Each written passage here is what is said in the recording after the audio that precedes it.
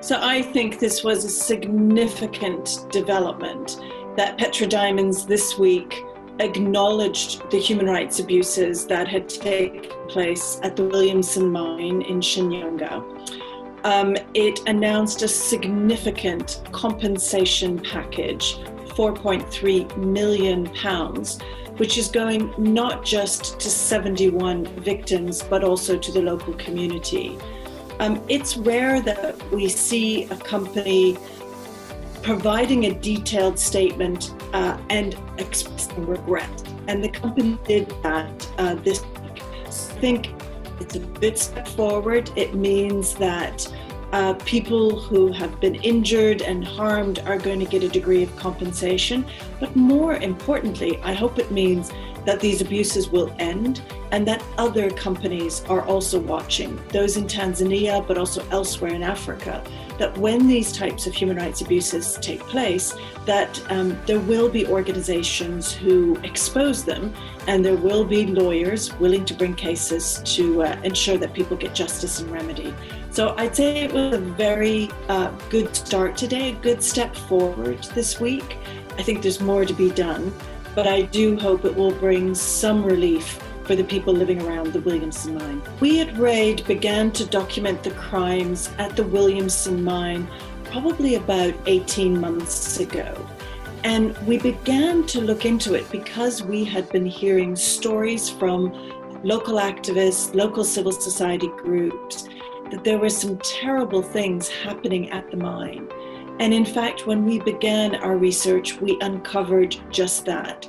So we documented at least 10 people who had been killed since Petra Diamonds took control of the mine in 2009, and dozens of other people who'd been injured, stabbed, beaten, held in a detention center on the mine's premises at the Williamson mine, or handcuffed to hospital beds at the Williamson Mines Hospital in Mwadui.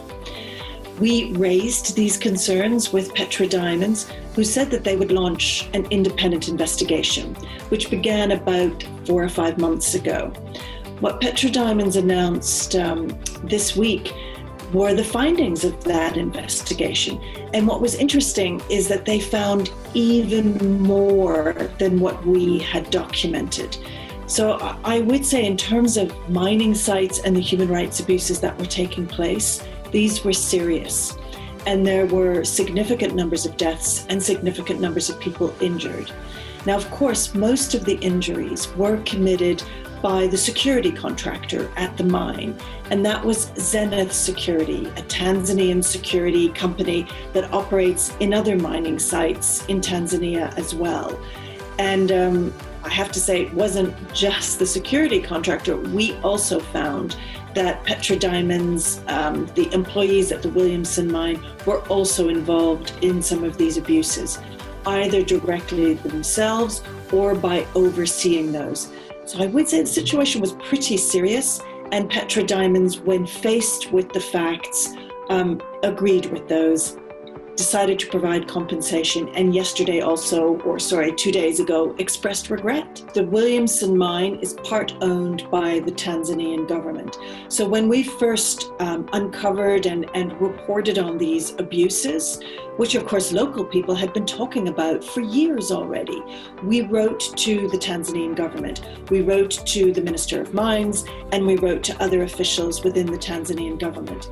We received no response. We wrote to them a second time and a third time saying, we hope you're also concerned by this. We hope you are also launching investigations, and we hope you are talking to the Williamson mine and to Petra Diamonds to ensure that these abuses stop. We did not receive a response. I should say we also reached out to Zenith Security, a Tanzanian company, as I said, operating at numerous other locations in Tanzania. Reached out to them directly via email, via WhatsApp, tried to call them, but they also did not want to respond to our questions. But I think it's a really important question. What is the Tanzanian government doing about this? Because these are Tanzanian citizens who've been injured, and some of those who injured them were Tanzanian security guards. And while it's good to see that Petra Diamonds has apologized, is providing compensation, is helping the local community, it is also, of course, important that anyone who committed crimes is held to account. And that will be up to Tanzanian prosecutors to launch an investigation and to begin a case. And I very much hope that they will do that, because some of the individuals, we named them in our report. One of them was a Tanzanian security contractor, was deeply involved in these crimes. And frankly, those kind of individuals should be behind bars. So we reached out to them at least on 3 occasions to write to them, to ask them to respond to us. Both before we published our report as well as after, we did not receive a response from Tanzanian government officials. So for us, that was one of the most important things, is not just to, of course, get remedy and justice for the people who've been injured and who've lost loved ones, but actually for these terrible practices to stop at the Williamson mine. So these are exactly the conversations we've been having with Petra Diamonds, and Petra Diamonds this week did set out a number of steps that they are taking to ensure this never happens again.